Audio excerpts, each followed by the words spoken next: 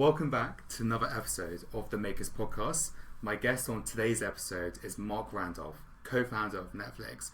So what a treat we have in store for you today. Marc, thanks so much for being here today. How are you doing? Thank you very much. Pleasure to be here. I'm excited. Awesome. Well, it's taken a year to make it happen, but how are you enjoying London so far? Well, so far so good. It's been sunny, which I gather must happen all the time. But so I'm just taking that for granted. Well, I think you probably caught us at the right time. So you've recently done your book. How is the book tour going? It's fun. It's kind of. I've been working on you work on a book pretty much by yourself for a long time, and then all of a sudden you get to spring it on the world. And so it's been really kind of fun getting out, talking to people, getting everyone's reaction, just spreading the word. Yes, it's fun. What's the reaction been so far? Well, I won't say surprisingly, but I'm gratified that people actually seem to like it. And again, you don't know those things because you're writing it. You're writing it for yourself, and you're kind of writing it in your own voice, and you just don't know how it's going to resonate with people. I mean, I really was trying to be, honest and vulnerable, and it's always scary. It's like kind of when you walk into a party or something, and you just act like yourself, and you wonder how everyone's going to treat you. Well, it's a great book so far, so thanks so much for writing it. So to get our guests fired up, I asked them 3 questions. What did you have for breakfast this morning? Well, of course, everybody wants to know what I had for breakfast. I had 2 cappuccinos, which is probably one less than I would usually start the day with. I had a croissant with preserves, and I had fruit. Very nice. Was it okay? What's that? Was it okay? Yeah, it was okay. I mean, I'm a connoisseur of those things, so croissant could have been a little fresher. But okay, good feedback for maybe you can kind of give me some tips next time I'm in London of where to find the best croissants. Definitely. And what is your favorite company right now? My favorite company? Oh, I don't know. I don't have any particular affections for companies. What? I don't know. That's a good question. We can come back to that at the end. Well, if I think of one. I mean, generally, it's not like I walk around kind of thinking, "Oh my God, I love this company." But if anything jumps to mind, I'll leap back out. Perfect. So, what a journey you have had. But I want to go right back to the early beginning, when your mother said, "Just do it." Yeah. You had a couple of ideas, and that included baseball bats. You had customized dog food, shampoo by mail, but then videotapes. Why videotapes? So, at the time, the only criteria for me starting my next company was I wanted to sell something on the internet, and it really could have been anything. And the other those were the 2 requirements. And then there was a bunch of I would like to have, and one of the like to haves was I wanted something that was highly personalized. In other words, we were just getting to the point where you could get bespoke objects that were normally not considered bespoke. Like you said, it wasn't just baseball bats. I wasn't trying to invent the baseball bat, but it was going to be a custom where you enter in all your information, and we use computer-controlled milling machines to shape one exactly for you. And video rental came up as an idea, and that was intriguing because it was an $8 billion market, so big. We didn't want to do video sales, although we ended up doing it. Because we thought that was too commoditized. But video rental lent itself to personalization because you were kind of recommending movies to people. But also the existing experience for people sucked. It was mostly Blockbuster. Blockbuster had referred internally to their customer experience as managed dissatisfaction. And we thought, if we're going to go after a category, going after one where the entrenched player is actively pursuing managed dissatisfaction, that's a good place to be. Great. Well, I guess the idea started as Netflix in 1997, the year I was actually born, so almost 22 years ago. But the concept was originally customers buying and selling DVDs. Buying, selling, renting DVDs. Take us back to those early days of sending DVDs when you and Reed first started. So, the idea was that initially it was going to be rental by mail. So we go, this is perfect. Someone can come to the site, pick out a movie, and we'll mail it to them. And then let them keep it for a week and then mail it back. And the original idea was actually in 1997, back when all there was VHS cassettes. Those you're too young for I that. didn't even remember them. It's like an antique. You'll have to go to an antique store and see what one looks like. But they're big and they're heavy and they're expensive. And that wouldn't have worked. I mean, I'd done enough mail order stuff in my past to know I couldn't ship those economically.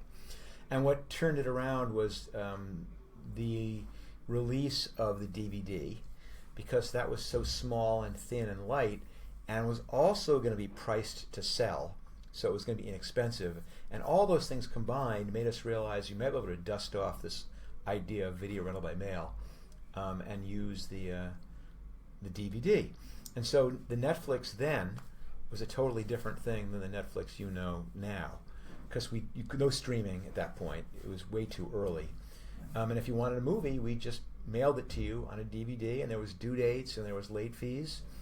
And not surprisingly, it was a bad idea. You know, when I told that idea to people, when I told my wife that idea, you know, everyone said that will never work, which is why I titled the book That Will Never Work. It's what everyone says about every new idea. So take me back, I guess, right to the beginnings when your wife said that will never work. You were hustling and grinding. I believe you sent the first product to Reed, your co-founder, in a pink birthday envelope, because you didn't want to buy the big boxes. Was it relief when Reed finally received it? Well, you know, it's one of those, in the book I talk about what I believe are some of the critical ingredients for actually making an idea come true. And the first one is this predisposition to action, that you stop thinking and just do. So you're right, we were in the car, carpooling to work, Reed Hastings and I, and had been brainstorming this video rental thing. And when we heard about the DVD, we didn't then immediately go write a business plan or go do a pitch deck. We just turned the car around and said, let's quickly try and validate this principal component of the idea. So you're right, we drove the car down into the town and bought the used music CD, because DVD wasn't even available then. We used a music CD and we put it in a little gift card envelope and mailed it off to Reed's house. And it got to his house in less than 24 hours and only cost for the cost of a stamp. So that immediately showed us that, wow, it doesn't break, fast enough, cheap enough. And that realized that the economics all of a sudden made sense. But that was the full range of the innovation. But based on that, you know, Reed wasn't even active in the company then. He was the angel investor. So he wrote the check. Then I leased the office. I hired a dozen people. And we spent 6 months just building this simple e-commerce website, which anyone now could do for an hour for $25, and launched the company 6 months later. But there wasn't that much innovation. I mean, it was just basically due dates. There was late fees. We did sell DVDs too, and everyone who told us that will never work were right. It was a terrible idea. No one wanted to wait 2 days to get their movie. No one wanted to then have it for a week and then mail it back, when at the time you could just go to the Blockbuster, there was one in pretty much every corner. So I believe you mentioned that DVDs came in 1997, originally in Japan, I believe. Yeah, launched in 97, right?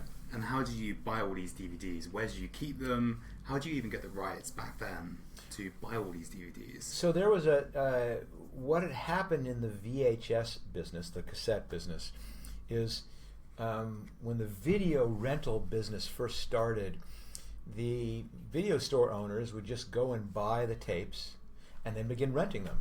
And at the time, the studios freaked out that you can't do that. That's ours. You can't buy it, and you can't keep making money on something which is ours. And they went to court, and eventually went all the way up to the United States Supreme Court in a case, and they ruled against the studios for the video stores. It was called the first sale doctrine. And it said that once you've bought something, it's yours to do with whatever you want. Wow. So you buy it, you own it. If you want to then make money by renting it out, all power to you. And so the studios were bummed about that. And so what they did is go, okay, well, screw you. If you're going to buy this from me and rent it out 20 times, I'm going to charge you $100 for it. And they began selling them for $100. basically capturing their share of the rentals up front. So when it got to DVDs, they had no control over what we did. But they had realized that the pricing it at $100 had bit them in the foot, because they were capturing the money from the rentals, but no one was buying them to own them. No consumer was going to spend $100. And they go, no, we want DVDs to be a consumable. So they priced them at low prices, at $15 or $20, which was great for us, because a video store can buy a disc and they can turn it, every day. So they can get 7 rentals in a week, whereas we get 1 rental in 10 days. So a $100 disc, there's no way we could have made it work. A $15 disc, we can make it work. So that's why we went out. At the time we launched, I think there was a total released of 930 DVDs. I think that's the number. Really? Total. That's it? That was the full audience on April 14th, 1998.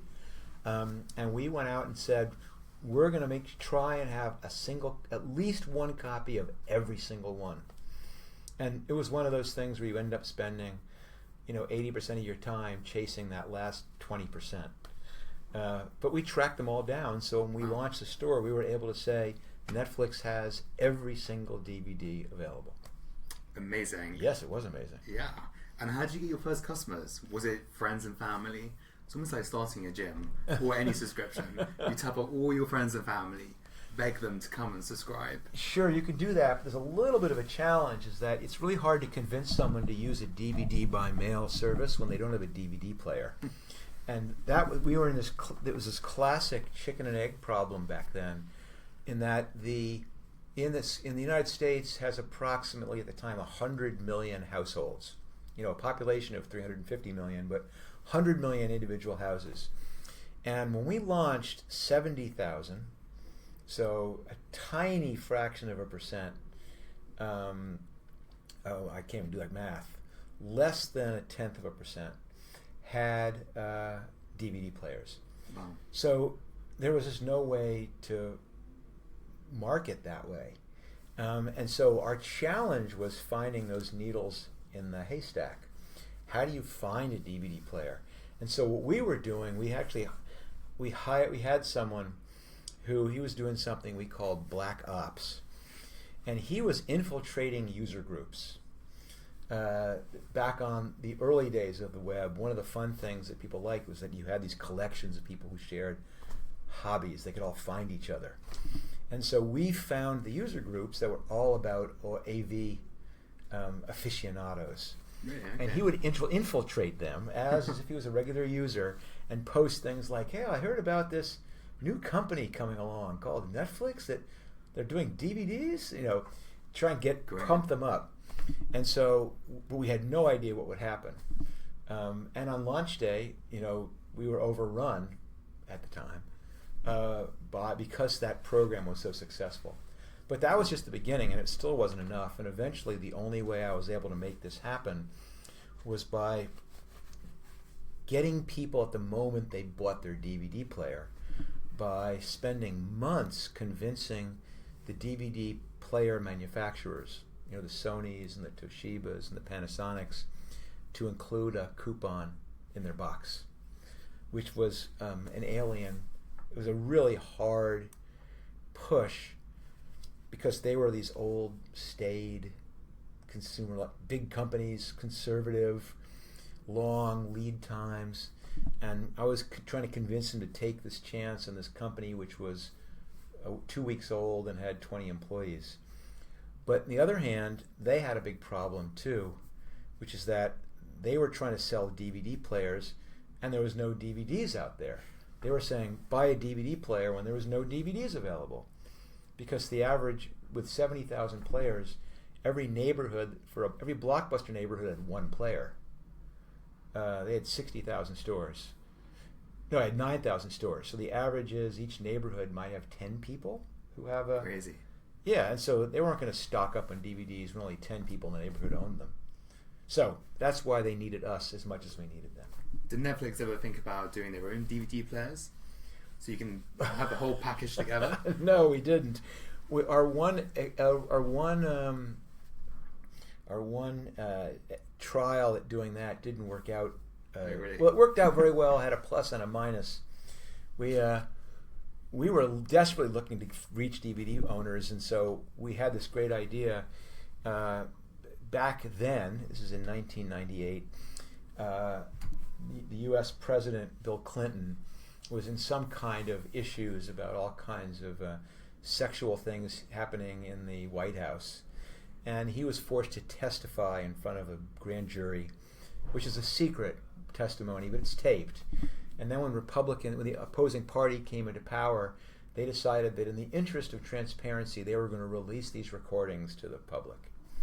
And then they were going to simultaneously broadcast them on all the major networks at 9 o'clock in like 3 days. And we went, wow, this is a great thing. We're going to make a DVD out of this, and we'll sell it. And Really? This is perfect. It shows off the DVD. They can skip back and forth. It's all cross-referenced. And so we go, we're going to make our own DVD. And we scrambled. And of course, it was a brand new medium. So the mastering was hard. Converting it from the analog to digital was complicated. The pressing. And we were so far behind we had 5,000 orders. And we were so far behind, we were rushing things. And when the guy called me from the from the pressing company, he goes, "We're all done. I just need to get these labels." I went, "No, forget it. We don't need labels. Just bring them in." And he delivered them, and in all the rush, by mistake, there was slipped in that pile about 100 copies of this Chinese porn. Oh dear. DVD. Yes, exactly. So we inadvertently Not quite what I ordered. mailed out 100 copies of this pornographic DVD.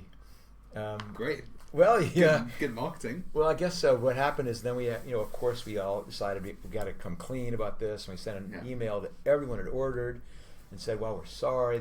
If you by accident happen to get one of these pornos by accident, please send it back, and we'll immediately replace it with the Clinton DVD." And I don't know what happened, but no one did. Wonder why. But what was quite interesting was your first encounter with Reed, now CEO of Netflix. Yeah. I believe you were flying from San Francisco to Boston. Yeah. And he came up and he tapped you on the shoulder and said, "Where are you sitting?" And you were in economy, and he ripped up your ticket and put you in first class. What was your first lesson about Reed? Well, I thought when he did that, I went, "Oh God, that was nice. This is awesome. I'll be able to I can read. I'll relax a little bit. Maybe I'll even take a nap." But of course, then the minute we barely had even pushed back from the gate, and then Reed kind of swivels in and begins giving me the update on the business. And what the background is that Netflix was actually my 6th startup, and my 5th one was a very geeky company. It was doing quality assurance software, and was acquired by Reed's company, which was doing memory leak detection. Of course, everyone knows what that is. But and so he had acquired this company, and so this was kind of I had been involved in negotiation of the acquisition, but this was my first chance of really sitting down with Reed, learning about this new company. And he just turned and swiveled in and locked on, and then for 5.5 hours I got this dissertation on the issues of the business, the competition, the other products, the positioning. It was unbelievable. I mean, for 5.5 hours straight. It's like drinking from the fire hose, as they say. Jeez. Yeah, it was crazy. And do you and Reed still keep in touch? Yeah, sure. We're still good friends. We still lived. We lived in the same town. We carpooled back and forth. Started a company together. I still see him all the time. Well, another thing that's really interesting is, although you haven't worked for Netflix for 16 years, the culture is still the same. They think like a startup. Can you take me back to the early beginnings of what that culture was like, and why is that culture so important in startups? Yeah, there's I say all the time. Well, we take a different start. Culture is this big thing now. Everyone's into, I want to have a great corporate culture, and so they feel they have to go and create some kind of a culture deck, or they've got to put up a little poster about this is our culture. And it's all, it's BS really, because culture is not what you say. Culture is what you do. And anyone who actually had parents knows exactly their parents can tell them all this stuff, but what they're watching is they're not listening to what the parents say to do, they're watching what the parents do. And a startup is exactly the same. Culture comes from how the founders treat each other, how they treat their employees, how they treat people, and then how the early employees who model after the founders' behavior treat each other. And it trickles down. And that's what creates a culture. And when people want to have a culture deck, it shouldn't be aspirational. It should be a reflection of what the culture really is. And a startup creates a certain type of culture. And largely it's because in a startup you have way fewer people than you need. I mean, if you start off with 7 people, there just is not time to sit each person down and go, okay, Ollie, here's exactly what you want to do. And you do this, and here's how you're going to do it, and then you're going to check in with me and let me know. You just go, all right, we're way too busy. Here's where we have to be in a week. I'll meet you there. Yeah. And I trust that here's what we have to accomplish. You figure it out.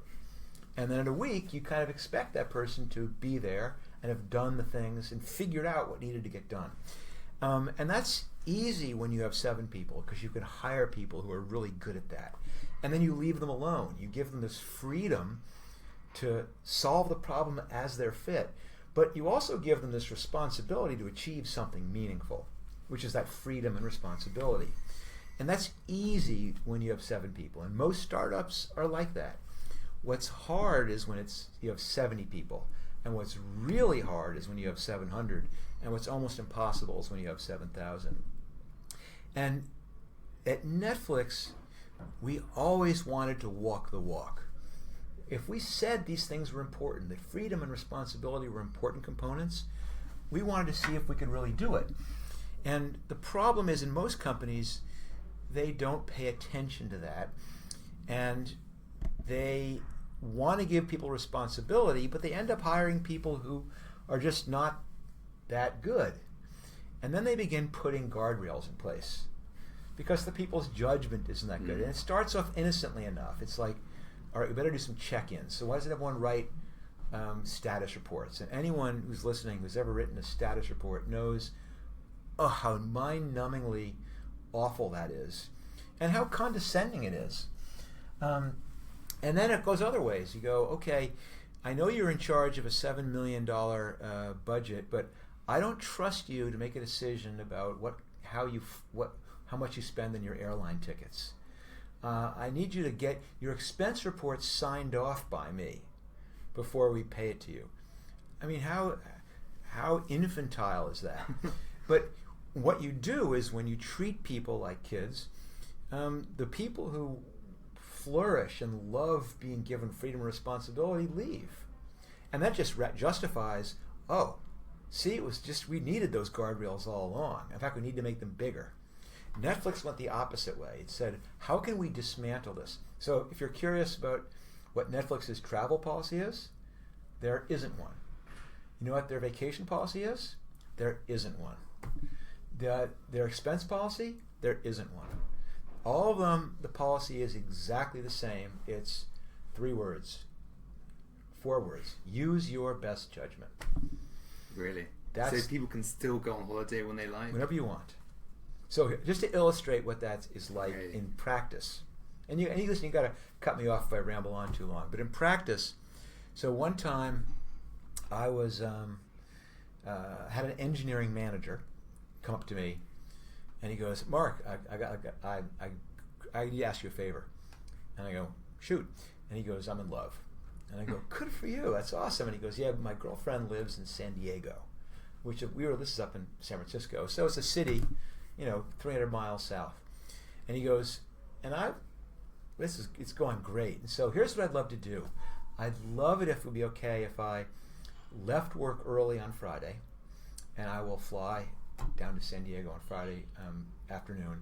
Spend the weekend there. I'll work from there on Monday and come on Monday night. Would that be cool? And I go, listen, if you're asking me if it's okay for you to work from San Diego, to leave early, I don't care. I don't care where you work from. Work from the moon. But if what you're asking me is if I'm going to lower my expectations of you as a manager so that you can spend time with your girlfriend, that's answer is easy. No.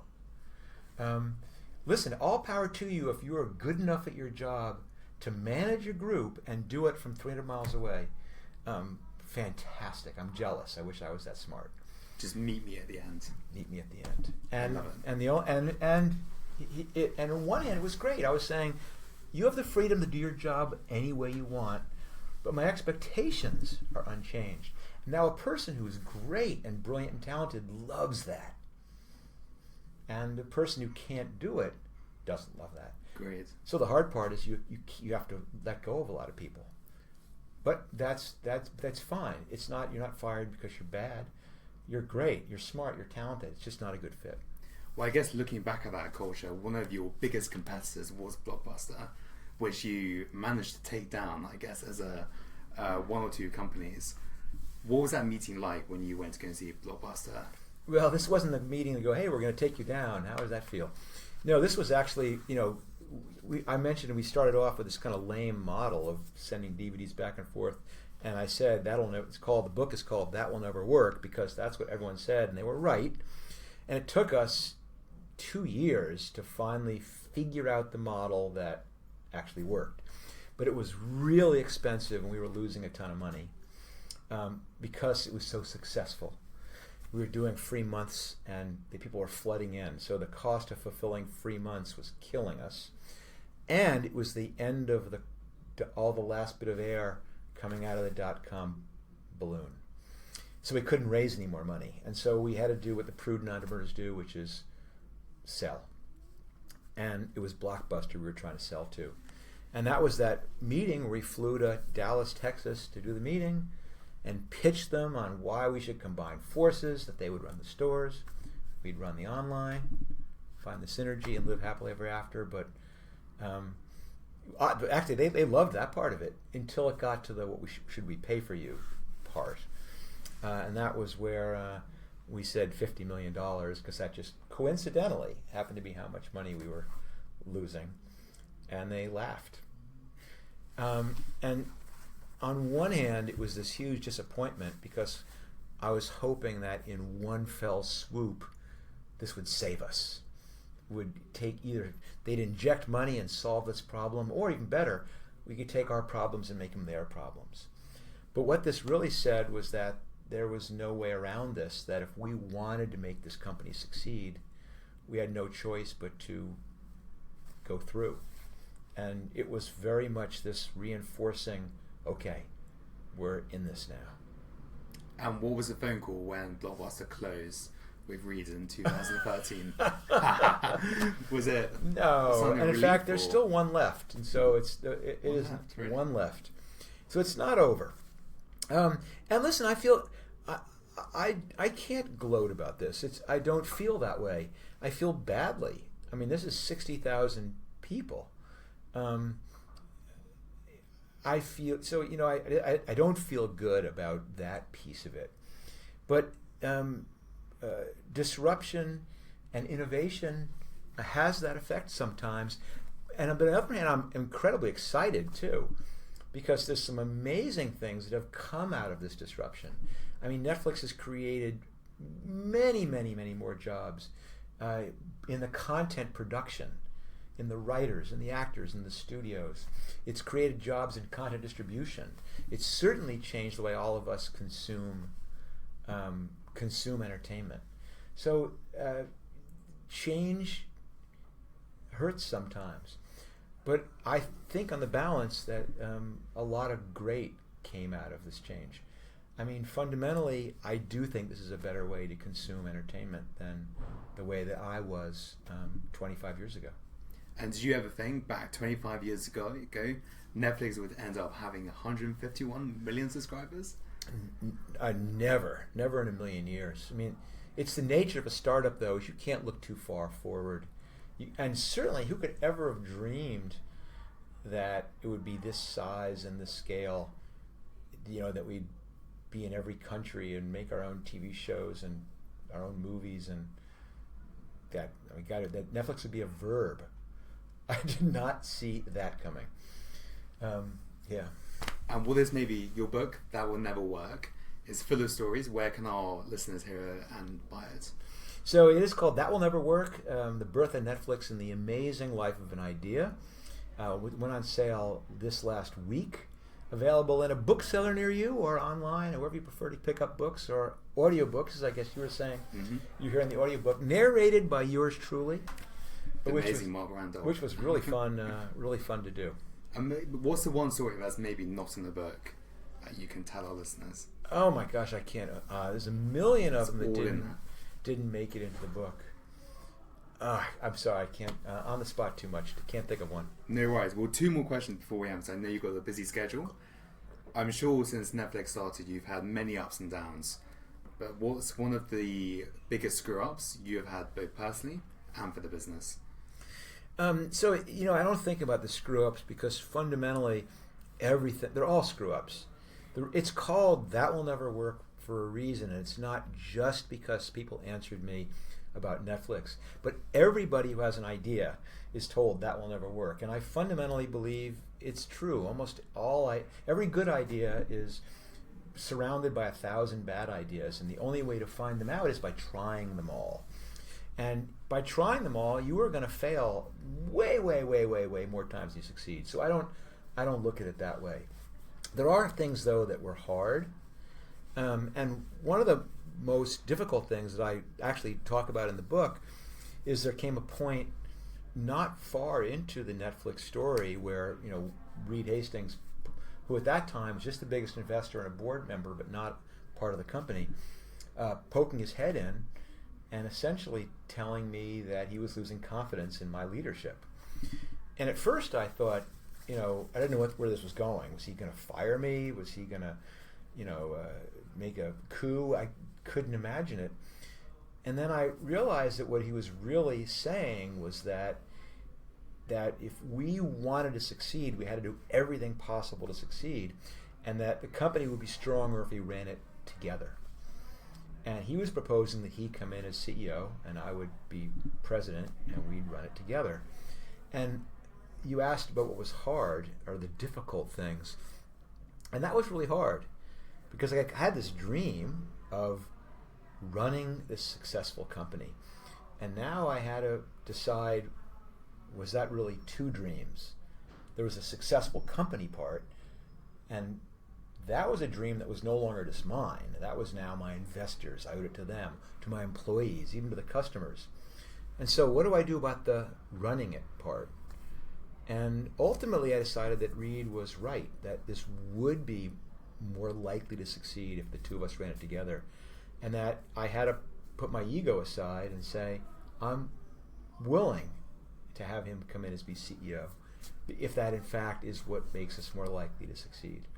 So even though I look back as that as being one of the hardest decisions, or the most painful things, retrospect, that was probably the best decision that I ever made. And I think a lot of the reason that Netflix has accomplished what it has is because of bringing Reed in, not just for those next bunch of years where we did run it together, which were in many ways the renaissance at Netflix, but certainly what Reed has done with the company since I left in 2003. It's such an important lesson because I think so many entrepreneurs think they can run the company forever, but it comes to a point where you have to basically just show to yourself, I'm no longer right to run my own company. So what advice would you give to entrepreneurs running maybe slightly bigger companies or aspiring to be as big as Netflix if they're no longer right to run their own company? Well, it's interesting because what most CEOs founders recognize is that they need to trade up employees too. And that's brutally hard where you have someone who has joined you from the beginning and worked for very little money really hard and given up the nights and the weekends. But as the company scales, you recognize you need someone much, much stronger. And this person who's given their all as a good person isn't the right person. And that's a horrible conversation to have. But you also have to recognize look at yourself that same way. Is there going to come a point where you're not the right person? And one of the things that I was very lucky enough to figure out early is not only what I was good at, but what I enjoyed doing. And that's early stage stuff. I love it. I love solving those problems with early stage problems. And immodestly, I'm pretty good at it. And I've recognized clearly that when a company gets bigger and more complex, and when the managerial responsibilities are so different, I'm not good at it, nor do I enjoy it. And there's a very natural progression for a founder to recognize, if I really want this to be successful, if I really care about doing what I promise to my employees, to my investors, to my customers, that means taking an honest look in the mirror at yourself. Well, Mark, I know we're out of time. Thank you so much for your time. I wish we could have longer. Yeah. But to finish off, what is the one piece of advice you could give to Mark if he was to start all over again? I'd say, all right, Mark, listen, in the fall of 1998, there's going to be this ridiculous company called Google that's launching. I want you to sell everything you have and buy as much of that stock as you can. Great. Well, Mark, thanks so much for your time, and have a great rest of the tour. All right, thanks, Ollie. Thank you.